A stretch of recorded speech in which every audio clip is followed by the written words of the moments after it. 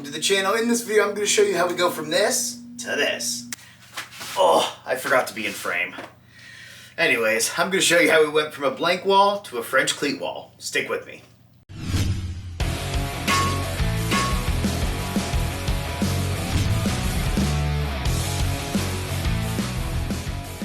Alright, so let me explain what's kind of going on here and why I'm doing this. There's two main reasons. The first one is a better YouTube background. It's time.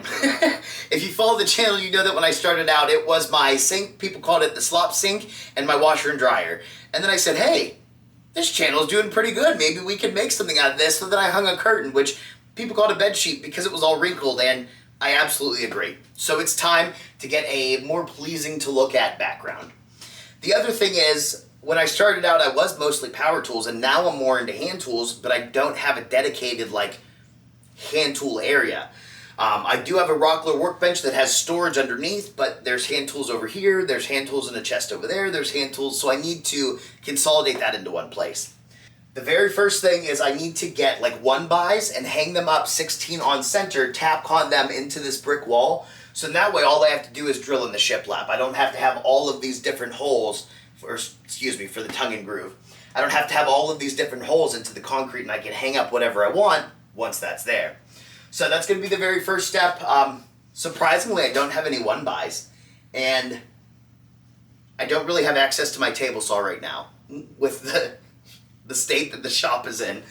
Plus, I need to get some Tapcon. So I'm going to run over to Busy Beaver Ace Hardware, grab those supplies, come back here, and then we will hang those up. And then after that, I'll be putting up the tongue and groove. So I'll walk you guys through that process.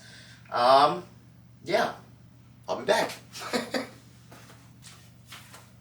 Alright, so I'm back with a slight change of plans. So Busy Beaver didn't have exactly what I was looking for. I was looking for 1-bys by 48, but they have these, they're technically 2-bys. I think they're 1.5 inches by 42 inches. They're the angled ended fence pickets, but they were only $1.99 a piece. So I bought 8 of them in case I needed to extend this out a little bit to reach that 48.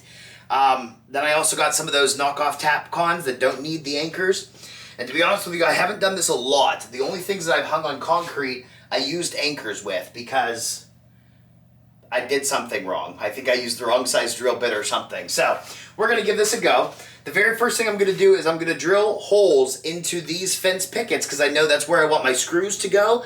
And then I'm going to countersink those so that way when these are up against the wall, the screw is flush with them so I can put the tongue and groove directly on there and not have to worry about those screws being in the way.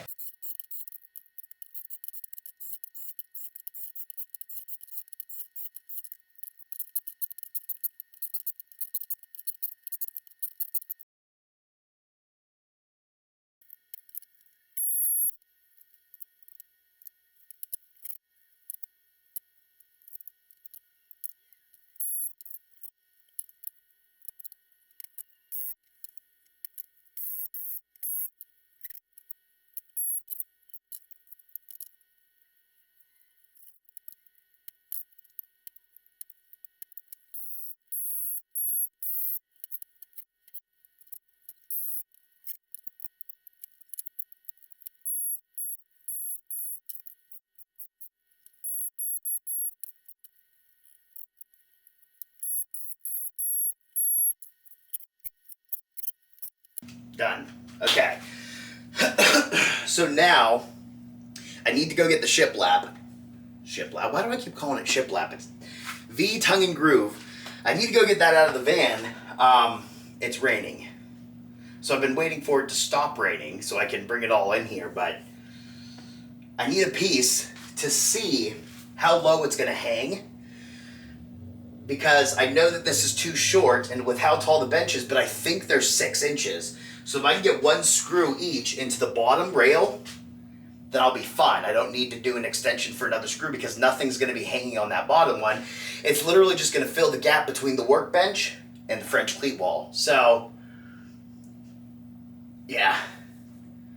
I mean, maybe the rain will cool me down. So I'm going to go grab some of that stuff and I'll be back. Alright. So they're 5 inches. But it's still not going to be enough because that one's up pretty high. I think that's the highest one out of all of them. Ideally, I would set up the workbench and have one of these resting on there as the reference point to then go up from. But the workbench is also in the van and not set up. It's still in the box. So, what I think I'm going to do is just pick a point and attach. And then when I do put the workbench in here, I can take one of these boards, cut it to size, and just attach it onto the bottom. I still might need to extend these though. Part of me feels like I should just get the workbench and assemble that right now. So that's the reference point. But I don't really want to. Alright, so what I did here is I laid out how I want the wall to look. So this is going to be the bottom, over here is going to be the top. So while I'm putting these on the wall, they just go in order, and this is what it's going to look like. And I should mention too that this is poplar. So there's some rainbow poplar, yellow poplar, whatever you guys want to call it. I got this from Alexander Brothers. So on that note, I got some exciting news to tell you. You guessed it, Batcave has its first sponsor, and it is the Alexander Brothers, and I couldn't be more excited about that. Before I even met them, I loved the idea behind their business. So it consists of 3 brothers, Alexander Brothers. One does woodworking, one does blacksmithing, and one does leatherworking. And oftentimes they incorporate all 3 of those crafts into one project, and that's just, I'd say, unheard of. I don't know that I've ever met a company or seen a company that was 3 brothers all working together in all different crafts. So I loved that idea. And then I got to meet them at the Virginia Maker Swap, and they're all really cool people. Just awesome guys to hang out with. So I'm really excited that they agreed to sponsor me. Shay Alexander also has a Instagram that, if you want your daily dose of woodworking, like, that's the channel to go to, because he has beautiful projects that he's posting all of the time. Drew Alexander is the one that does the blacksmithing, and he has his own YouTube channel. I don't do any kind of blacksmithing, but I love just watching his projects and watching him make things out of metal. It's, ASMR? ASMR? Whatever they call it. Seriously, I'll put information to those different, the Instagram and the YouTube down below. Feel free to check them out. This is the sign that they gave me. It's going to be a little bit big for my background, but this is the one that I'm going to take to events because it's a really nice sign. But I did get to make my own on that laser, so here we go. You guys can see that. Hopefully it's in focus. I love their logo. I think it's really cool. Thank you so much to the Alexander Brothers. I look forward to working together. Feel free to check them out. They do make big projects. They also make, like, handbags and different things that you can order. So all kinds of custom work is mostly what they do, but you can go online to their shop and see the other items that they sell.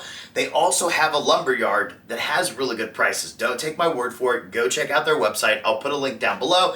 If you're local to Virginia, drive over and pick some up. If not, they do ship. So check that out. And again, thank you, Alexander Brothers. All right, let's get back to it. So I changed my mind. We got a break in the rain, so I went out and grabbed the workbench. Now, this thing, I guess it used to be sold by Walmart. I don't know, but my buddy Matt with Cottrell Toolworks, he's the one that I use the wax. So he found this for me at an estate sale for $50. So I said, it's just going to go against the wall. I'm not really going to plane on it, so let's go for it for $50 again. So I'm going to go ahead and set this up so that way we have the reference point to start that tongue and groove. Ta-da! I'm pretty impressed by this bench. The drawer is useless. I don't like the drawer, but watch this. It's barely racking at all. So again, this bench cost me $50. I have a Rockler bench that was 10 times the cost of this one. The Rockler bench racks so much, it's insane. I had to brace that thing up like crazy. It still racks. I still need to fix it. This, on the other hand, and the movement that you're hearing is because my floor's unlevel. I have it shimmed on one side, but I still need to shim it more, but it's... See that? That's where my floor's unlevel. So I'm pretty impressed by this thing. I don't think Walmart sells them anymore, but it did come with some metal bench dogs, and then it came with these wooden pegs, so you can use this to raise up your workpiece, or they can go in the leg here, kind of. So if you have a long board, you can clamp it up there and plane the whole side of it. So I kind of like this thing, and I'm thinking that once all of this is done, I might just tack con it to the wall, because why not? So what I might do is in this tray here, just put a couple screws and bolt it right against the wall when I get it centered onto where I want it here. But that's a project for another day. So what I'm going to do now is I'm going to get these. I attached 2 of these tongue and grooves together. Kind of. I probably shouldn't have done that yet. To create a reference point. Get these. Kind of. There. So now I know where to start the tongue and groove. I can check to make sure this is level and shim the sides if it's not completely level, but then all I have to do is screw this one in, and then boom, I just keep going all the way up and putting screws in the boards, and they're referencing off of this one again because it's tongue and groove. So I think this is going to work better. I'm glad that I put the workbench together. But I'm going to go ahead and line this piece up and then attach it. I think I want it like right up to the edge over here. Right there. Let me check level. The tough part is if you have a basement shop like I do, the floor's not always level. But let's see how bad. Hold on. Check that out. It's perfect. So there we go. Let me put you back in the holder. I just had to show you that it wasn't just me, that it actually is legit. This quick release thing is cool. I'm going to have to remember that. All right, so there we go. Oh, the humidity today is insane. But I'm going to go ahead and attach this. Let me find the right drill bit.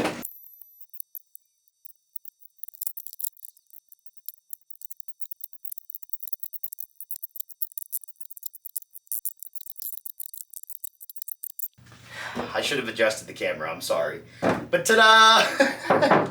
So this is up there. Now I need just to go through and add more screws because right now I just did 1 each.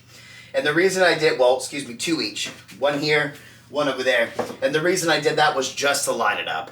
But now that it's up there, I can go ahead and add more screws so it's more secure. I'm not going to bore you guys with that footage, so I'll be back. I thought of something I should share with you guys. So if you guys have so this is one of those Craig rip things with your circular saw. If you have that or the straight edge or anything that has a straight edge, while you're doing these screws, if you want to stay lined up with the stud, take this, line it up with your stud, and then you can draw a line, or you can just drill holes right there, or mark, pencil mark, or whatever you want to do. But that's going to help keep you lined up. And then to go the other way, you can just take it and flip it and go like that, and then continue your line or whatever you need to do. So, just a tip. Back to it.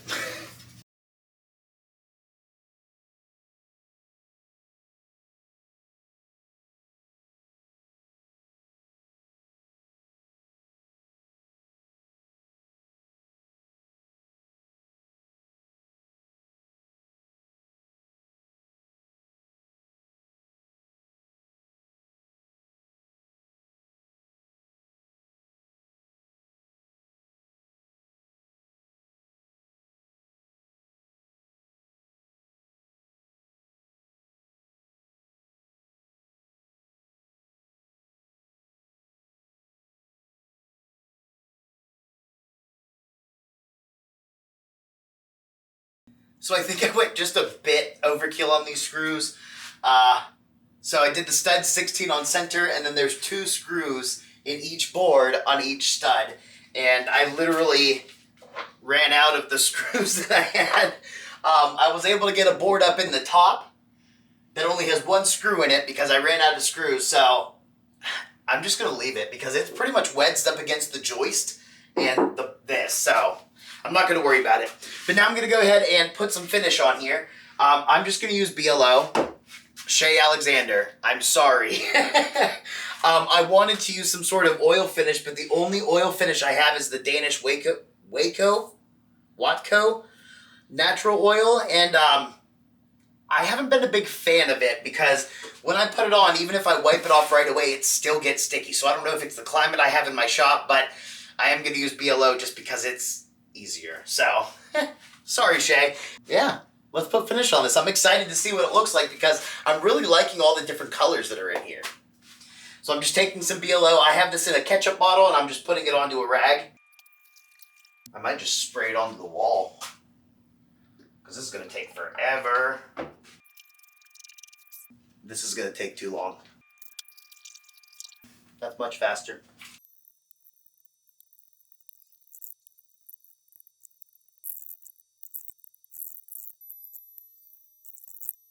So there we go. I love these colors over here. Just all the different variations of poplar I've always been just, I guess, impressed by. So I like that these ones are in the background. Then you can also see there's one up here too that's just darker. It's just neat.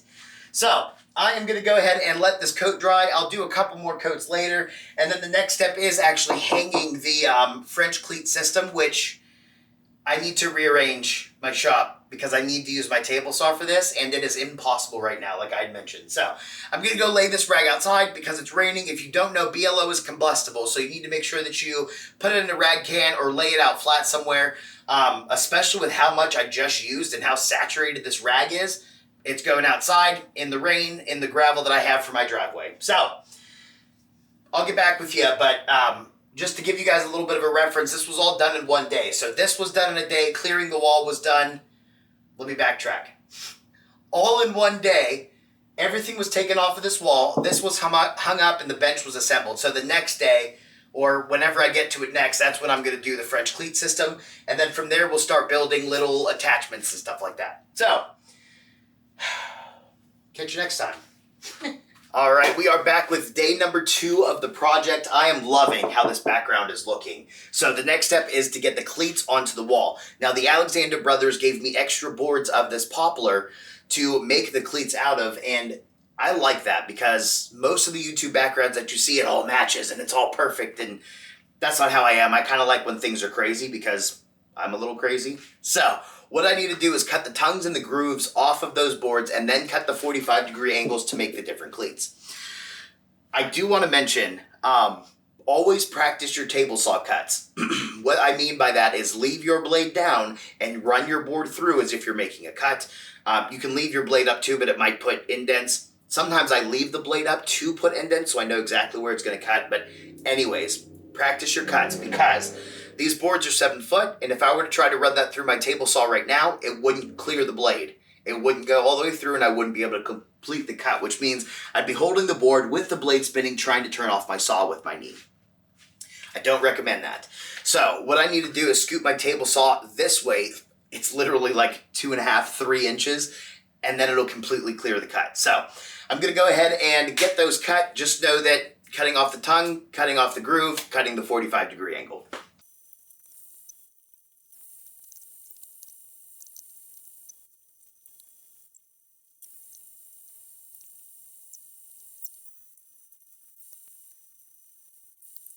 Alright, so we cut the cleats, got them on the wall. I don't like how thick they are, that they're taking up so much of the background, but I also want them to be really strong because I'm going to be hanging very heavy things on these, you know, all my hand planes and my hand tools.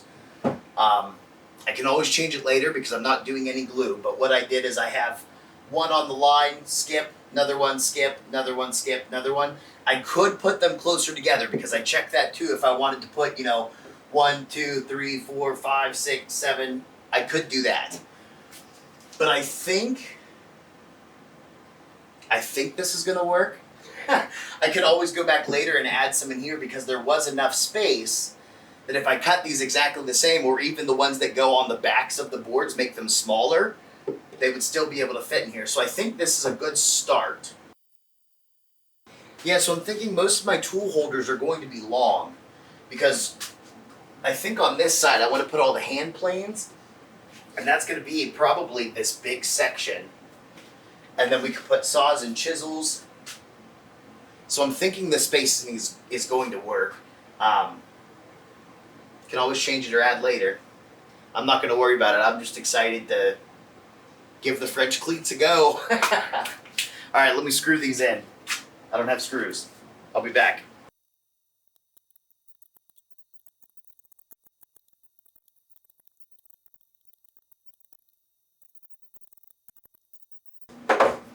It's funny because I keep hitting the screws that are holding these onto the studs.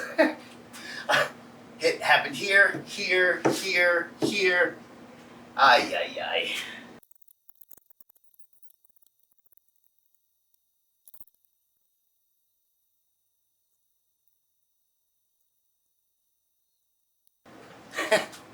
Forgot I was recording. I like it. Alright, so I like this a lot. As you saw, I just put finish on these and then I got a little carried away, added finish to more. Sometimes I forget that I have the camera on. The rag is laid out open on the floor. I'm going to take it outside later because I don't have a rag can yet, but I'm really excited about this. So here's those signs. I have the Alexander Brothers. I'm going to have to figure out where to put them because I want them to be in camera while I'm talking. So have tools, have the signs maybe up top, up there, something like that. Alright, so I hope you guys enjoyed this video. I hope you learned something because I learned a lot from this. Again, this was the first time ever doing this and I'm really happy with how it turned out. Things never go smoothly with woodworking and this definitely didn't go smoothly, but it was a lot of fun. I enjoyed it and it was only a 2-day thing. If you weren't recording, you could probably get this done in 1 day, especially if you weren't assembling a bench because that took a little while as well. I already feel free.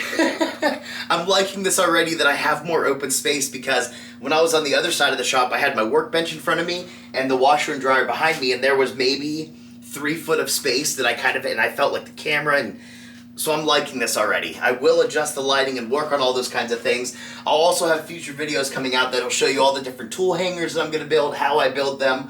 I'm also going to be hanging these signs, so this is the Alexander Brothers. Don't forget to check out that information down below. And then I have a nonprofit that I'm going to be starting, which I'll have more information coming out about that. But these signs are going to be going up here. I'll also have one for the Cottrell Tool Works. He provides the furniture wax and the hand plane wax. And then, of course, the Batcave Creations logo. So, we'll get all that figured out. Keep an eye out for future videos. If you guys have any questions, any comments, anything like that, if you have any tips for things I could have done better, or if the screws are overkill, if I did everything correctly, please let me know down below. Again, I hope you guys enjoyed, and have a good day.